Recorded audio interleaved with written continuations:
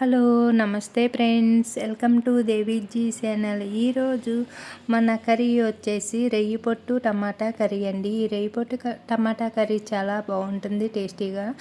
కొద్దిగా వేసుకుంటే రైస్ మొత్తం కలిసిపోతుంది. మరి ఇప్పుడు దీనికి ఏమేమి నేను ఉపయోగించానో, దీనికి కావాల్సినవి ఏమిటనేది మనం తయారీకి చూసేద్దాం.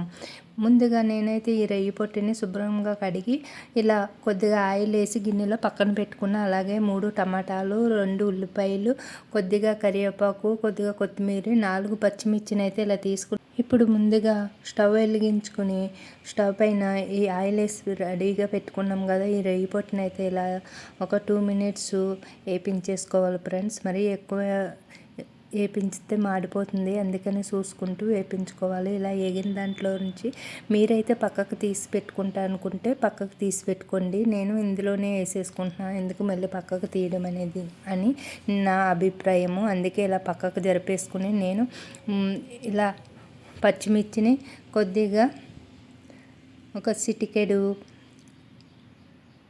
జీలకర్రని అయితే వేసుకున్నా ఫ్రెండ్స్. అలానే కొత్తిమీరని కూడా వేసుకున్నా. ఇప్పుడు కరివేపాకును కూడా వేసుకుని రొయ్యలతో పాటు ఇలా డ్రీపై చేసేసుకుంటున్నాను. ఇంకా సరిపోదు అనుకుంటే కొంచెం ఆయిల్ కూడా వేసుకోవచ్చు. నేను కొద్దిగానే రొయ్యలు వేగడానికి సరిపడా ఆయిల్ అనేది వేసుకున్నాం. మళ్ళీ ఇప్పుడు సరిపోదు కదా, మరి ఆనియన్స్ కూడా వేగాలి కాబట్టి మరి ఒక 2 చెంచాలు ఆయిల్ని అయితే యాడ్ చేసిన తర్వాత ఒక స్పూను అల్లం పేస్ట్ని అయితే ఇలా ఇందులోనే వేసేసుకుంటున్నాం. చూడండి, ఇప్పుడు ఈ కట్ చేసిన పచ్చిమిర్చి, కరివేపాకు, ఇంకా కొత్తిమీర, జీలకర్ర అన్నీ వేసుకున్నాం కదా ఈ రొయ్యి పొట్టులోనే. ఇలా వేగుతున్న రొయ్యి పొట్టులోనే వాటితో పాటు వేపించేసుకుంటున్నాం కదా. ఇప్పుడు ఆనియన్స్ని కూడా వేసుకుని వేపించేసుకోవాలి. చూడండి, ఆనియన్స్ని ఇలా సన్నగా తరిగి పెట్టుకున్నాం కదా. ఇప్పుడు ఆనియన్స్ని మొత్తం ఇలా సన్నగా కట్ చేసుకున్న ఆనియన్స్ని కూడా ఈ రొయ్యి పొట్టులోకి యాడ్ చేసుకోవాలి. ఇప్పుడు అంతా ఈక్వల్గా కలిసేటట్టు కలుపుకుంటూ ఆనియన్స్ మొత్తం వేగిపోయేటట్టు బాగా ఫ్రై చేసుకోవాలి. చూడండి, ఇలా కలుపుకుంటూ మనం స్టవ్ అనేది కొంచెం మీడియంలో పెట్టుకుని మాత్రమే చేసుకోవాలి, ఎందుకంటే ఆనియన్స్ కూడా మాడిపోతాయి కదండి. అందుకని ఈక్వల్గా అన్నీ వేగాలంటే మనం కొంచెం ఐరైనా పడకుండా నెమ్మదిగా స్లోగా చేసుకోవాలి. చూడండి, ఇలా కలుపుకుంటూ ఫ్రై చేసుకోవాలి.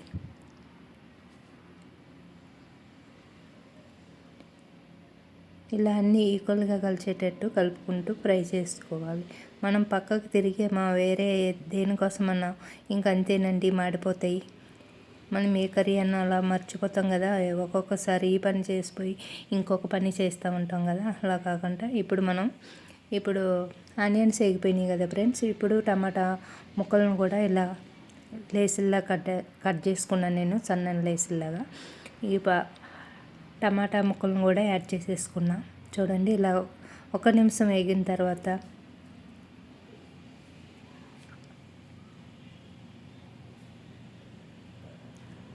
ఒక స్పూన్ కారం,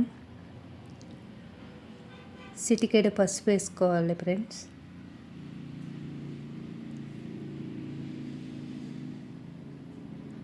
చిటికెడు గరం మసాలా కూడా యాడ్ చేసుకున్నాం. మన ఇంట్లో తయారు చేసుకున్న గరం మసాలా కాబట్టి కొంచెం వేసుకోవచ్చు. అలాగే రుచి కోసము 1 స్పూను సాల్ట్ని కూడా యాడ్ చేసిన. ఇంకా దీంట్లో వేయవలసినవన్నీ అయిపోయినాయి కదా ఫ్రెండ్స్, ఇంకేమీ వేయవలసిన అవసరం లేదు. ఇప్పుడు టమాటా ముక్కలు మగ్గేంత వరకు కలుపుకుంటూ వేపించుకోవాలి. చూడండి, వేగిందని నాకు చూసినగా ఆయిల్ అనేది పైకి తేలుతున్నాయి. మనం ఇలా స్లో కలుపుకుంటూ వేపించుకోవాలి, ఎందుకంటే మనం ఆల్రెడీ స్టవ్ అనేది మీడియంలో పెట్టుకున్నాం కాబట్టి అంత తొందరగా మాడిపోదు అనమాట. ఈక్వల్గా లోపలకంటూ ముక్క అనేది మెత్తబడేంత వరకు ఇలా టమాటా ముక్కని మెత్తబడేంత వరకు ఇలా వేపించుకోవాలి.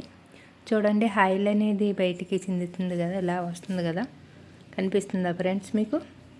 ఆయిల్ అనేది దీనికి వేగినట్టు బయటికి కనిపిస్తుంది కదా. ఈ టైంలోనే మనం 1 గ్లాస్ వాటర్ని యాడ్ చేసుకోవాలి, ఎందుకంటే ఇవన్నీ కలిసి ఉడకాలి కదా ఫ్రెండ్స్. టమాటా మనం ఆనియన్స్ అన్నీ కలిపి ఉడకాలి కదా. ఇప్పుడు మూత పెట్టి ఒక 5 మినిట్స్ ఉడకనిద్దాం. చూడండి, ఒక 5 మినిట్స్ తర్వాత అయితే ఇలా రెడీ అయిపోయింది ఫ్రెండ్స్. చూడండి. మీకు ఇంకా గ్రేవీ తక్కువ కావాలనుకుంటే ఇంకొక 2 మినిట్స్ ఉంచుకొని దింపుకోవచ్చు. ఇలా గ్రేవీతో కావాలనుకున్న వాళ్ళు ఇలా దింపేసుకోవచ్చు.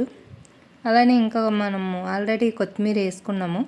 ఇంకా కొత్తిమీర యాడ్ చేసుకుంటాననే వాళ్ళు వేసుకుని రొయ్య పొట్టు టమాటా కర్రీ రెడీ అయిపోయింది. నచ్చితే లైక్ చేయండి.